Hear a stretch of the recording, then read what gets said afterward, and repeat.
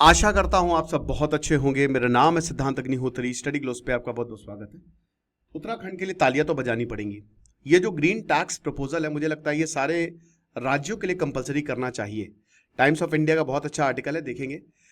AI का बहुत ही शानदार कोर्स आप अवेल कर सकते हैं। AI tool 60 coupon code use करके मात्र 400 रुपए का कोर्स है दोस्तों। 25 लेक्चर्स, 1 साल की वैलिडिटी के साथ एक सर्टिफिकेशन कोर्स है। तो उत्तराखंड जो सबसे ज्यादा विजिट किया जाता है, देखिए पूरा उत्तराखंड हिल पर है। हरिद्वार और देहरादून, वहां से पहाड़ियां शुरू हो जाती हैं। पूरा उत्तराखंड जो है वो दो में डिवाइडेड है। एक कुमाऊं रीजन जिसमें आपके 6 डिस्ट्रिक्ट आते हैं, और एक बार गढ़वाल रीजन जिसमें आपके 7 डिस्ट्रिक्ट आते हैं।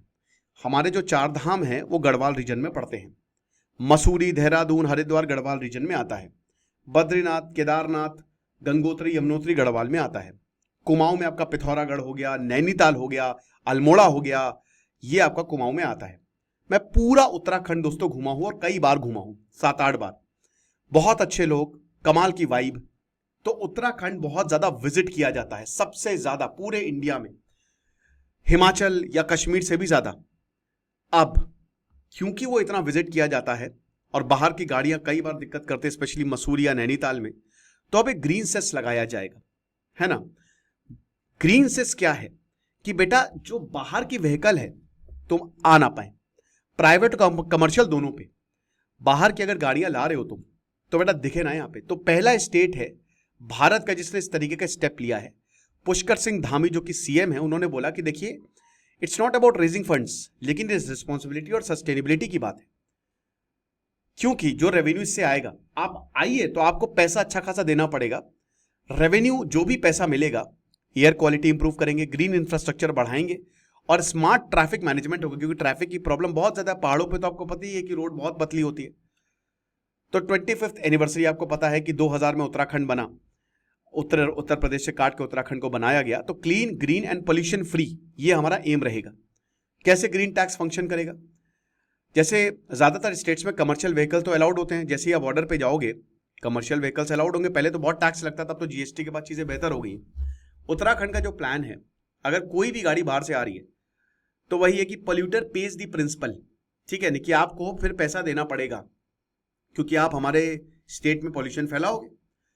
चेक पॉइंट्स क्या है? हरिद्वार, हल्द्वानी, ऋषिकेश, देहरादून। ठीक है। टेक्नोलॉजी क्या है? Automated number plate recognition camera, ये ANPR कैमराज लगे हुए हैं। 37 कैमरा इंस्टॉल्ड है। पहले 16 थे, अब इसको दुगना क्या 1.5 गुना कर दिया है। ठीक है ना, 2.5 गुना कर दिया है।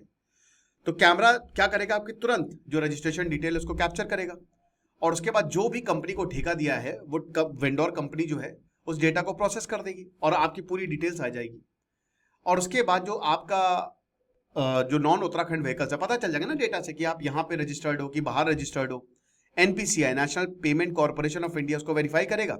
और टैक्स अमाउंट जो है, जो भी आप रजिस्टर्ड वॉलेट होगा ना आपका व्हीकल ओनर का, भाई जाहिर सी बात है, आपका वॉलेट होता है तो उसके अपने आप डेबिट हो जाएगा, ऑटो डिडक्ट हो जाएगा टैक्स अमाउंट, जो भी टैक्स अमाउंट होगा। कितना है ये? अगर आप स्मॉल व्हीकल ला रहे हैं तो 80 रुपए का है। स्मॉल कार्गो व्हीकल्स ला रहे हैं तो 250 रुपए का है। बसेस का 140 का, ट्रक्स का 120, 100 और 700। मुझे लगता है कम है टैक्स, ये थोड़ा सा और ज्यादा करना चाहिए। ठीक है। और यार देखो टैक्स क्या मतलब, देखो अब व्हीकल तो बहुत ही इंपॉर्टेंट है क्योंकि बॉर्डर स्टेट भी है उत्तराखंड। कुछ और भी करना पड़ेगा ताकि टूरिस्ट जो है उनको थोड़ा सा लिमिट किया जाए। एग्जेम्प्टेड कैटेगरी क्या है? Hydrogen, solar, battery operated vehicle, electric operated vehicle, उन पे कोई चार्ज नहीं लगेगा। बेसिकली आप पॉल्यूशन को कंट्रोल करने के लिए है ग्रीन सेस। CNG व्हीकल या 2 व्हीलर्स, उन पे कोई चार्ज नहीं रहेगा, यानी कि अगर आप बाइक से जा रहे हो तो कोई दिक्कत नहीं है। इमरजेंसी सर्विसेज जैसे एम्बुलेंस और फायर टेंडर्स, उन पे कोई दिक्कत नहीं है। ये जो डिजिटल और ऑटोमेटेड कलेक्शन सिस्टम है, करप्शन और ह्यूमन इंटरफेरेंस, क्योंकि अच्छा खासा करप्शन होता है, जगह जगह पुलिस होती है और वो आपसे मन चाहा पैसा लेती है। अल्बेनिया ने बढ़िया इसका इलाज निकाला ना कि AI मिनिस्टर ही बना दिया एक। तो टूरिज्म और व्हीकल कंजेशन जो है उत्तराखंड में लगातार खराब होता जा रहा है। गर्मी नहीं होती। अभी मैं बद्रीनाथ गया था दोस्तों, अभी पिछले इसी महीने अक्टूबर में, 6 से 10 अक्टूबर को। और आप विश्वास नहीं करेंगे, मैं जोशीमठ तक, मतलब मैं 2 व्हीलर पे गया था तो मैंने हरिद्वार से अपनी जर्नी शुरू की और जोशीमठ तक जब मैं पहुंचा, मैं हाफ शर्ट में था, मैंने फुल भी नहीं पहना था। जोशीमठ के बाद टेम्परेचर ड्रॉप हो जो कि कितना, बद्रीनाथ लगभग 40 किलोमीटर रह जाता है। रोड डस्ट 55% जो टोटल एयर पोल्यूशन है वो देहरादून में है। देहरादून प्रॉपर पहाड़ी एरिया तो उसको आप नहीं कह सकते, वो आधा पहाड़ी आधा प्लेन्स पे, वहां से पहाड़ शुरू हो जाते हैं। वेहिकुलर एमिशंस की बात करें तो 7% है टोटल एयर पोल्यूशन का। स्टेट माउंटेन, आपको पता है कि पूरा राज्य माउंटेन पे है, पूरा उत्तराखंड जो है पहाड़ पे है, रोड बहुत कम है, ग्रेडियंट बहुत स्टीप है, जिसकी वजह से पॉल्यूशन जो है वो बहुत तेजी से बढ़ता है। अब ये जो फंड है भाई, जाहिर सी बात है, जैसा कि क्लीन एनर्जी हो गया, रिन्यूएबल प्रोजेक्ट हो गया, इको फ्रेंडली ट्रांसपोर्ट सिस्टम हो गया, इंफ्रास्ट्रक्चर हो गया, एफोरेस्टेशन और बायोडाइवर्सिटी हो गया, सब चीज़ों को। और 2024 की स्टडी की बात करें, Shikha Dimri UPES school of law, plan काफी प्रोग्रेसिव है, लेकिन दिक्कत हो सकती है। क्यों? क्योंकि टूरिस्ट और ट्रांसपोर्ट इसको अपोज करेगा, है ना, ट्रैवल कॉस्ट बढ़ेगी। एडमिनिस्ट्रेटिव कॉम्प्लेक्सिटी की, क्या सारे व्हीकल्स को आप हैंडल कर सकते हो? इलेक्ट्रिक व्हीकल चार्जिंग स्टेशन नहीं है, ये दिक्कत है। मैं तो यही बोलूंगा कि अगर आप पहाड़ों पे जा रहे हो तो ईवी तो बिल्कुल मत लेके जाओ। और उसके बाद इकोनॉमिक इनइक्वालिटी है, यूनिफॉर्म सेस जो है वो इनकम ट्रैवलर्स को दिक्कत में लाएगा। लेकिन देखो यार, कुछ ना कुछ तो करना पड़ रहा है। अब फेस्ड रोल्ड आउट होगा, जाहिर सी बात है, पब्लिक कैंपेन्स भी चलाई जाएंगी कि कैसे जो फंड्स है वो इन्वायरमेंट को डायरेक्टली इम्पैक्ट करेगा, राइट। ज्यादातर जितने भी देश हैं, मोस्ट कंट्रीज जो हैं वो ग्रीन टैक्स लगाती हैं, लेकिन अब उनके ग्रीन टैक्स हो गए पुराने। अब सभी कह रहे हैं कि आप ई व्हीकल को अडॉप्ट करो, चाहे जो भी हो। सिंगापुर या लंदन जो है कंजेशन टैक्स वो लगाता है, अगर कुछ रीजन, पर्टिकुलर रीजन से यहाँ पे अगर गाड़ियाँ आ रही है। अगर बाकी इंडियन स्टेट्स की बात करें, उनमें ग्रीन टैक्स की बात करें, जैसे रोहतांग पास जो मनाली में है, सारे व्हीकल पे ग्रीन टैक्स लगेगा ही लगेगा। दिल्ली न्यू डीजल कार पे ग्रीन टैक्स लेता है, कमर्शियल व्हीकल अगर बाहर से आ रहा है तो ग्रीन टैक्स लेता है, ठीक है। मल्टीपल स्टेट्स वो ग्रीन टैक्स लगाते हैं जब भी आप रजिस्ट्रेशन को रिन्यू करते हो या आप ओल्डर नया व्हीकल खरीदते हो।